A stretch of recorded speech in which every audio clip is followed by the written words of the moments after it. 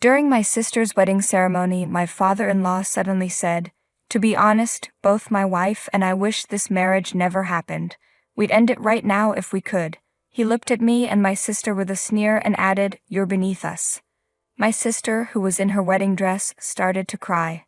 As her older brother, I stood up to defend her and her husband against our father-in-law's attempt to ruin the wedding. The crowd, which had been buzzing with whispers, went silent and then burst into applause.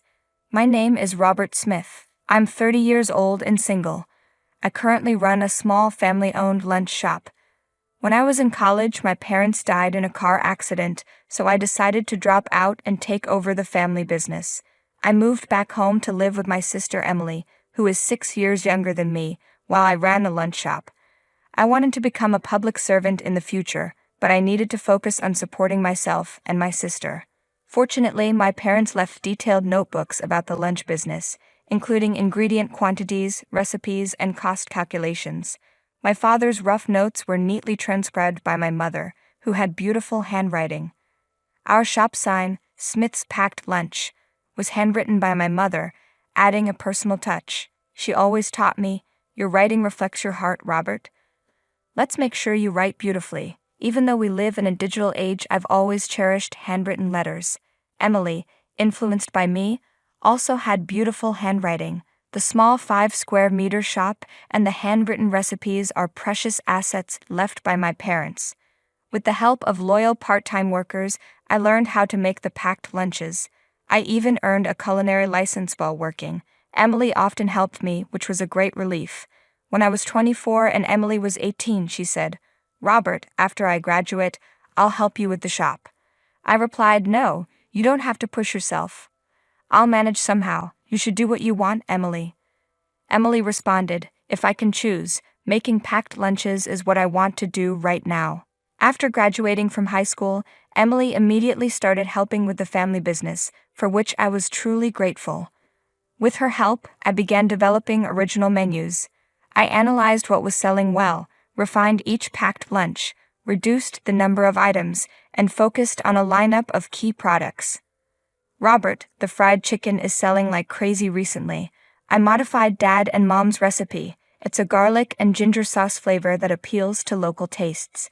Our spiced chicken curry is also doing pretty well. I hope it continues to do well. Should we increase how much we make?" Emily suggested. As she had predicted, the fried chicken became a hit, spreading quickly by word of mouth. Some regular customers even started ordering the fried chicken curry, which wasn't on the menu, and it eventually became a staple. My father often said, "Our customers are helping our shop grow." Although busy times could be hectic, seeing the part-time workers and Emily working hard along with the happy faces of our customers naturally eased my fatigue after work. As the second-generation owner, I began to believe that Smith's Packed Lunch had the potential for growth and that there was much more we could achieve. "Welcome." Emily's cheerful voice echoed through the store. "Oh, that man is here again. He's a recent regular customer. He's been coming in with the determination to try every item on the menu. You're just one fried chicken box and a special fried chicken curry away from completing the menu." "Quite impressive," Emily said. "I like to save the best for last. Thank you for always making such delicious lunches," the customer replied. Having regular customers is a blessing. On rainy days, sales typically drop, but this customer would even come during storms. "Robert, I have something to tell you," Emily said. "When I was 16, I started helping with the family business right after high school. John's father told Emily, 'I'm looking for someone more suitable for John. I could introduce him to someone else. You might have had a tough life, but you are not suitable for my son. He's our precious eldest son. Please leave.'" Despite John's efforts to defend Emily, his father wouldn't listen. Emily came home feeling sad, embarrassed, and disappointed. "Not suitable, huh? I can't believe some parents still think like that in this day and age. I'm proud to be the daughter of a small packed lunch shop owner, but today I just feel shattered. The talk about status and everything made me cry. How can they judge you based on what little they hear?" Emily said, tears in her eyes. "John says he won't give up even if his father opposes. He wants to proceed with the wedding plans. We might end up eloping, you know. It sounds like a reverse Romeo and Juliet. It could be a tragic story." I told John not to push himself, but he said he couldn't imagine his life without me. He was serious enough to say he'd cut ties with his parents if that's what it took for us to be together. Whether that was the best decision for both of them was unclear. As her brother, I couldn't stand to see Emily cry. If anything bothers you, no matter how small, talk to me, I told her. Thanks, Robert. It must have been the first time Emily had ever been looked down upon, so it hurt her deeply. Tears welled up in her eyes again. John was very serious about marrying Emily. At home, Emily was writing wedding invitations by hand. She was steadily preparing for the wedding.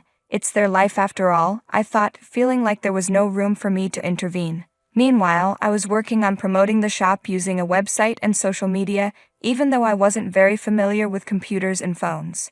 Recently, I bought a food truck, had Emily write the chalkboard menus, and started attending local markets to spread the word about Smith's packed lunch. The wedding date was set. It was going to be a small ceremony with close family. Robert, I've managed to convince my parents. Please attend the wedding without worry. I trust you, John, but Emily still insists on working at the shop. That's included in our plans. Having her work will be helpful. Robert, you know the customers come to get their energy from me, and you will miss me, right? Emily was my only sister, my only family. As her brother, it was my duty to let her go, but I felt a bit lonely. Her promise to continue helping with the shop was my only solace. The wedding day arrived. Seeing Emily, who usually wore a cotton bandana, apron, and jeans, now with her hair beautifully done and wearing a wedding dress, I was amazed at how stunning she looked. Thinking about all the struggles we went through, I couldn't help but shed tears at her radiant appearance. Robert, why are you crying? It's too early for that.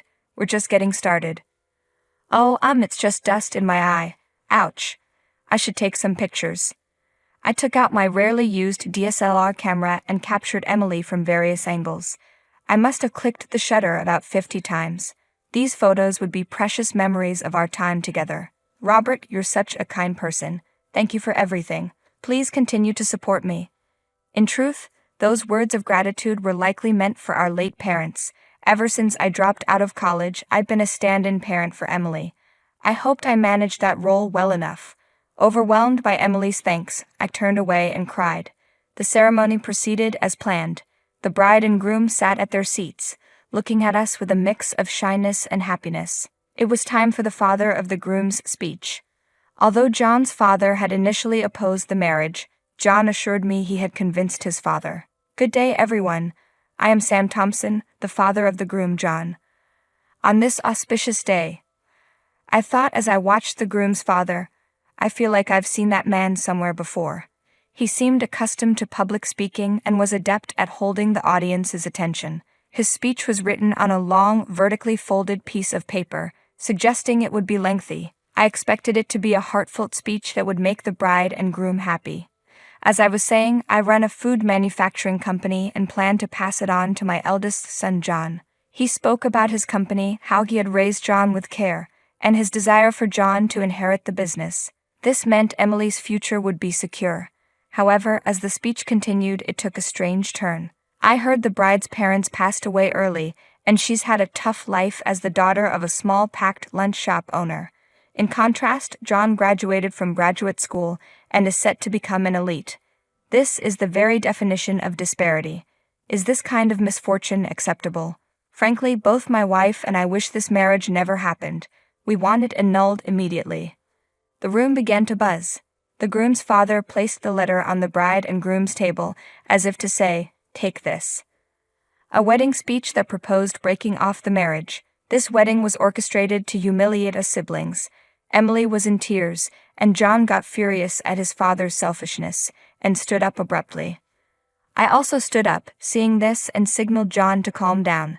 I took the father's letter and stepped up to the microphone. "What are you doing, young man? Why did you take my letter?" John's father said. "I'm next in line for the speech, so I took the liberty of coming up," I replied with a smile. The MC hurriedly introduced me. "I am Robert Smith, the bride Emily's brother." "Robert Smith? Who is this youngster?" John's father muttered, trying to recall. He looked at me, searching through his memory. "The groom's parents may oppose this marriage, but I support it. Though I may be just the son of a small packed lunch shop owner, my sister and I have shared many hardships together. We take great pride in the work we inherited from our late parents, and we always will. The room grew even more restless. I continued, "They say handwriting reflects the heart. Looking at this letter written by the groom's father, I see nothing but a regrettable and rude individual. Placing such a poorly written letter on the bride and groom's table is an insult to their special day." "What are you saying, you impertinent fool?" I said. "It's a mismatch," John's father shouted. "Do you know who I am?" "Mr. Thompson," I retorted firmly. "Ah, you're Robert Smith, the owner of Smith's Packed Lunch." Recognition dawned on his face. I usually wore an apron with a headscarf, but he finally matched the name with the person.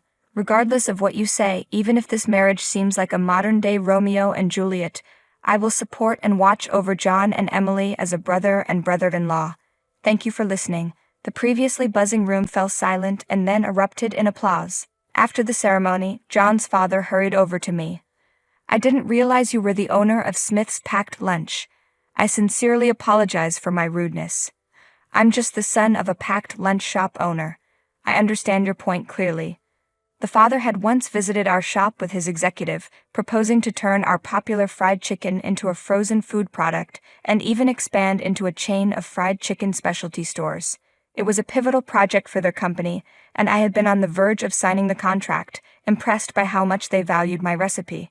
But after the way he humiliated my sister and me and embarrassed his own son at the wedding. "Your handwriting reveals your character." My mother's words were right. Handwriting reflects the heart. "Mr. Thompson, please consider the proposal null and void. It's impossible to work with you." "That's impossible. We've already finalized the package design and sent it to the printer. We've also contracted and renovated 6 stores. You acted too quickly. I haven't signed the contract. Moreover, this recipe is a treasured family secret, refined by me from my late parents' original. I'm not giving it away. You should look elsewhere. The Smith's Packed Lunch brand carries significant weight. Please reconsider." Suddenly, John interjected and cut into the conversation. "Dad, our relationship ends today as promised. I never expected such a betrayal. I'm cutting ties with you." "John, please reconsider. You're the only heir." John shouted with tears streaming down his face. "Who broke our promise first?" Thus, John ceased to be a son to his father. He took on our family name, becoming John Smith. After the tumultuous wedding, Emily and John moved into an apartment near the Packed Lunch shop. Emily's previously 0-minute commute turned into a 20-minute bike ride. Despite this, she continued to greet customers with her usual cheerful welcome and worked hard in both customer service and food preparation. Handwritten pop signs are now Emily's specialty. They are an indispensable promotional tool for Smith's Packed Lunch. John supported me on the business side, asking, "Robert, is there anything I can help with?" Cutting ties with his parents did not diminish John's exceptional marketing skills. He later established a digital marketing company. With no hair left, John's parents brought in a new president for their food manufacturing company from outside. However, as a chairman, Mr. Thompson was not good at delegating and quickly drove the new president out. He then took on the title of chairman and president himself, but his notorious reputation caused the company to shrink further. The cost of losing John was steep for Mr. Thompson. With John's help, I focused on product development. While creating hit products was challenging, Smith's Packed Lunch gained more recognition. The chicken curry John suggested was initially sold in local convenience stores and supermarkets, but now it can be reached nationwide through online sales. It was even featured in department store catalogs for holiday gifts.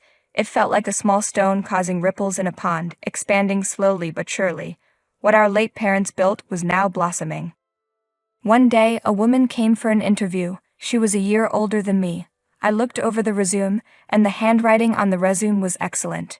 The handwriting was beautiful, reminiscent of my mother's. She expressed her love for our packed lunch and store interior. Her sincerity was evident.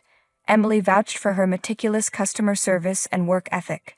Handwriting reflects the heart, I thought, captivated by her elegant handwriting. I proposed to this passionate woman. Now we have 2 children, making us a family of 4. Today, we're taking the food truck with our family and my sister's family to a gourmet food festival. The event is at a large park in New York. A large crowd is expected. We've refined our signature fried chicken for this day. I am confident that the future of Smith's Packed Lunch is bright.